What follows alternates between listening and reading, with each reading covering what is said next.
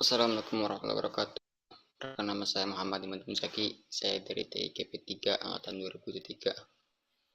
Di sini saya akan mempresentasikan penelitian saya tentang clustering berita.com menggunakan TF, IDF, dan KMS. Kita mulai.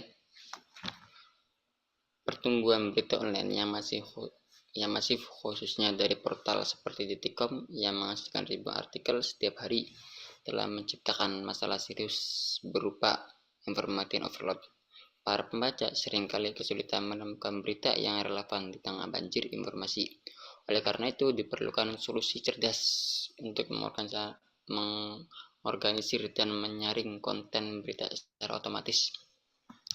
Salah satu pendekatan yang efektif dalam text clustering sebuah teknik dalam data mining yang bertujuan untuk mengelompokkan dokumen teks berdasarkan kesamaan topiknya. Tujuan penelitian: representasi teks, mengimplementasikan metode TF-IDF untuk mengubah dokumen teks menjadi representasi numerik yang dapat diproses oleh algoritma. Mengelompokkan berita menggunakan algoritma dan KMS untuk secara otomatis mengelompokkan berita.com berdasarkan topik serupa. Visualisasi.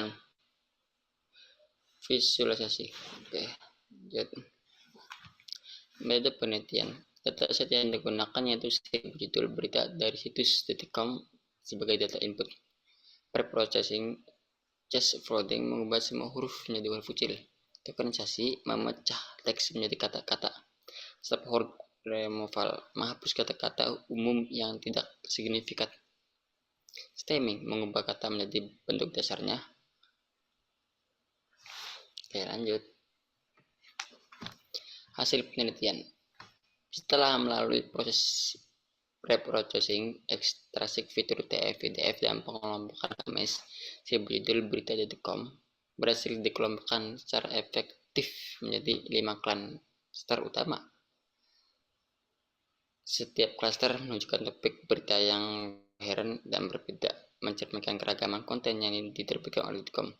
Contohnya politik dan pemerintah, berita terkait kebijakan pejabat dan dinamika politik, olahraga, berita seputar pertandingan atlet dan peristiwa olahraga, ekonomi dan bisnis, berita tentang pasar saham, perusahaan dan isu ekonomi makro, kriminal dan hukum, berita mengenai kasus kejahatan, pengadilan dan sistem hukum, teknologi hiburan, berita tentang gadget, aplikasi, film, musik, dan selebritis. Manfaatnya dari penelitian saya itu sistem rekomendasi berita, meningkatkan personalisasi pengalaman pengguna dengan merekomendasikan berita yang sesuai minat, mengelompokkan arus berita, memudahkan pengelolaan dan pencarian berita dalam jumlah besar untuk identifikasi dan penelitian, memonitoring topik populer, mengidentifikasi tren dan isu yang sedang hangat di masyarakat atau media. Kesimpulannya yaitu kombinasi metode TF-IDF dan algoritma KMS terbukti efektif dalam memproseskan berita dengan tingkat akurasi yang baik. Oke, kita ke penutup. Penelitian ini berhasil mengimplementasikan clustering berita.com menggunakan TF-IDF dan KMS, menunjukkan potensi besar dalam mengatasi masalah information overload.